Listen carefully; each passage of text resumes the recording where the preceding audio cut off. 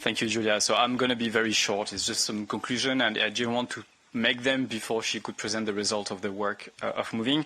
So to us, it's an excellent example of how we can collaborate and work hand in hand with a research project and also with Aleppo, of course, to keep building on the knowledge we have currently on this optional quality term. So the key takeaways from as far as Euromontana is concerned is that generally speaking, we definitely need to collect more data of this type.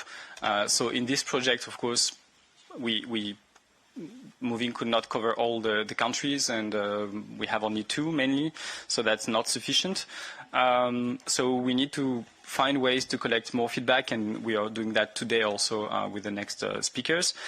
We need to hear from producers how it goes on the ground. Clearly, there are different realities, and clearly from the weaknesses that have appeared in the study, they relate to how the member states are implementing the OQT. It does not really question the intention or the scope or the criteria that are put into the EU regulation. So in the short term, the way that we understand it is that we need to work more with the member state to optimize the way that the OQT is being used, with more clarity and incentive to help producers make use of it and just know about it. Definitely having national registries not only makes our life easier here in Brussels, but probably also helps with the promotion and the control of the OQT on the ground. The question of a logo is quite important, because we notice that if there is no dissemination and promotion campaign, it's really hard to expect any significant uptake. Then whether it means having a national logo set into law or a more private or producers-led initiative like in France, this is to be assessed better.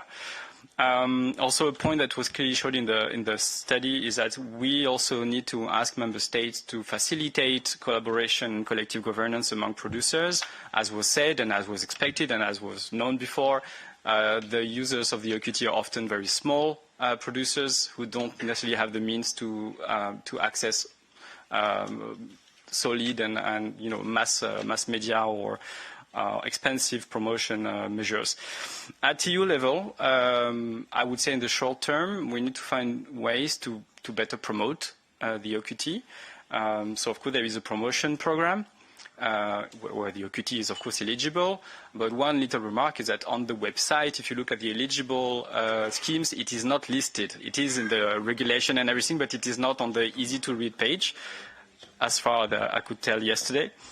And we heard about why not having an action plan that does not require changing the regulation, which is already there. It's nice.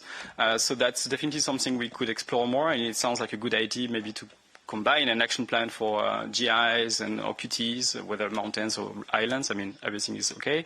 And longer term, after we have collected additional data, after we have optimized the way that the OQT is known and used on the ground, whether we need to reassess the regulation at European level, that's for a later discussion. Whether we need a European logo, that's also for a much later discussion. But that's definitely some of the pathways that we need to keep on the radar. And as far as Euromontana is concerned, we will keep digesting the study from moving. We will integrate it into our own study, and we will keep updating it over the next years with input from producers and of course, qualitative and quantitative data so that we keep track of how this OQT is going. And on that, I stop and I hand over to Céline. Thank you very much.